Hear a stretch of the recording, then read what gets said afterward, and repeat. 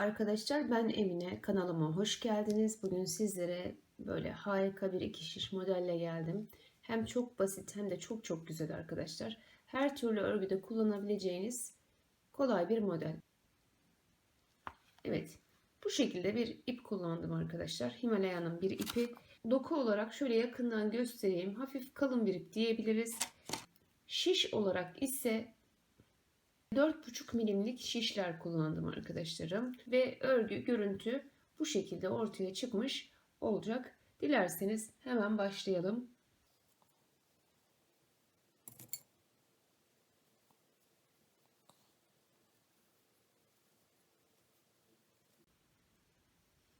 Evet, toplam 16 tane ilmek attım. Şöyle sizlere gösterecek kadar birinci ilmeği örmeden alıyorum. Şimdi birinci sıramızda komple baştan sona kadar bir ters örelim arkadaşlar. Bu şekilde.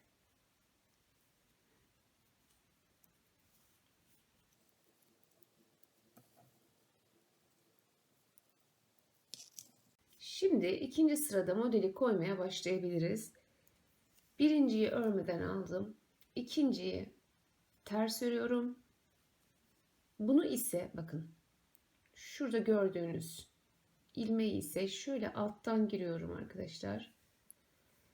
Çıkarıyorum. Buraya takıyorum. Ve ikisini birlikte örüyorum. Şimdi bir ters örelim.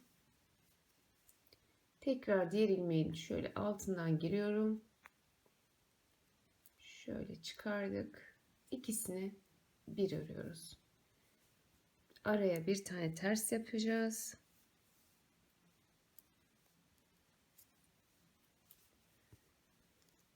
Bir tane ters. Alttan ilmek çıkar.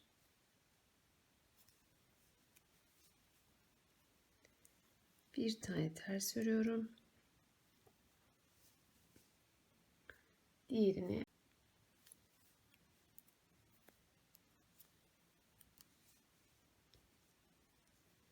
bir tane ters ilmek çıkardım.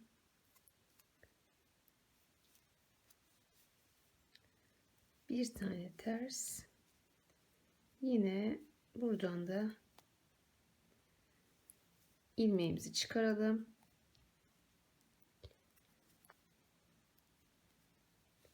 Evet, en sondaki ilmeği de ters örelim. Şöyle bakın. Hepsini düz örüyoruz. Fakat şu ilmek aldığımız yerleri düze çevirirken şöyle giriyoruz. Bakın bunu şu normal girdim, düz yaptım. Bunu yaparken bu kadar. Başka hiçbir şey yok arkadaşlar. Bakın ilmek aldığımız, alttan çıkardığımız yeri böyle düze çeviriyoruz. Burayı normal böyle. Bu böyle.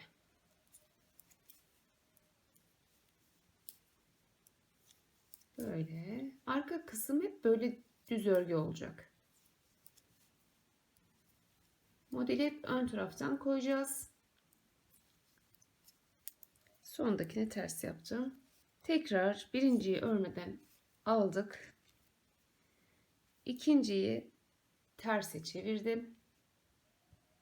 Şuradan giriyorum. Alttan giriyorum. Buraya koyuyorum ve ikisini bir çıkarıyorum. Ters yaptım. Diğerine alttan giriyorsunuz. Evet, alttan çıkardık. İkisini beraber toplayacağız. Bir tane ters yapıyoruz. Sonra alttan girip topluyoruz. Bir tane ters, alttan çıkarıyorum. Buraya takıyorum.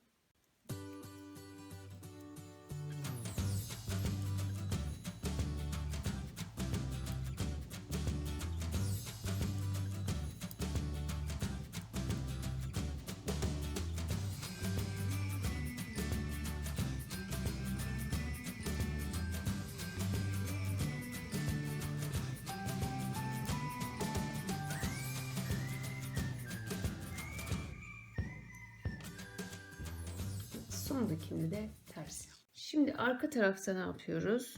Arkada aynı şekilde arkadaşlar tüm örgüyü düz örüyoruz.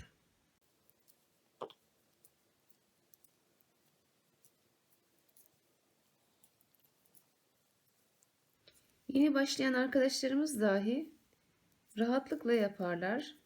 Hiç zor değil. Şu son kısımları ters örüyorum. 2 aşamadan oluşuyor. Hep aynı şekilde, farklı hiçbir şey yok. Bir daha göstereyim, kapatalım arkadaşlar. Bakın ters ördüm birinciyi. Zaten modeller, yani şu küçük örnekler hep üst üste geliyor. Ne yapıyoruz onu yaparken? Şöyle alttan giriyoruz. Şuraya ilmeği çıkarıp ikisini beraber örüyoruz. Araya bir ters yapıyoruz. Tekrar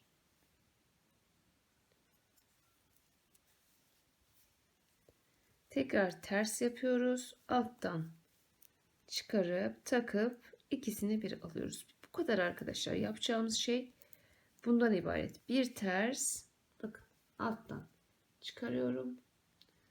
Takıyorum buraya. İkisini beraber topluyorum.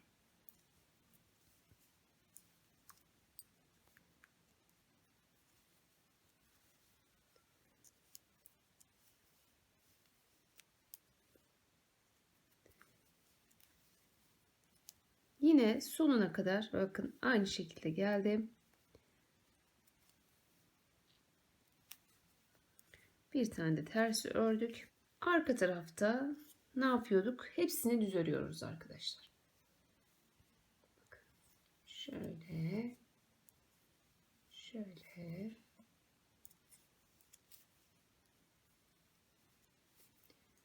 Burayı normal düz örüyorduk. Burada ise şu ipimizi çevirerek,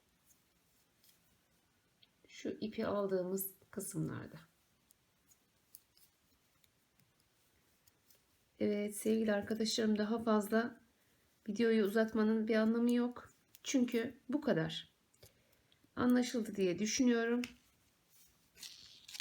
Şöyle bakın, çıktı bile.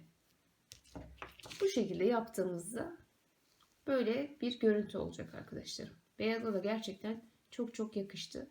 Çok güzel bebekler için takımlar yapılabilir bununla. Bereler, hırkalar, yelekler, her türlü bebek örgüsünde kullanılabilir. Çok hoş oldu gerçekten de. Evet sevgili arkadaşlar, umarım videom anlaşılır olmuştur. Beğendiyseniz beğen butonuna basmayı, yorumlarınızı bırakmayı unutmayın lütfen. Bir dahaki videolarda yeni modellerle görüşmek dileğiyle. Hoşça kalın, sağlıkla kalın, Allah'a emanet olun.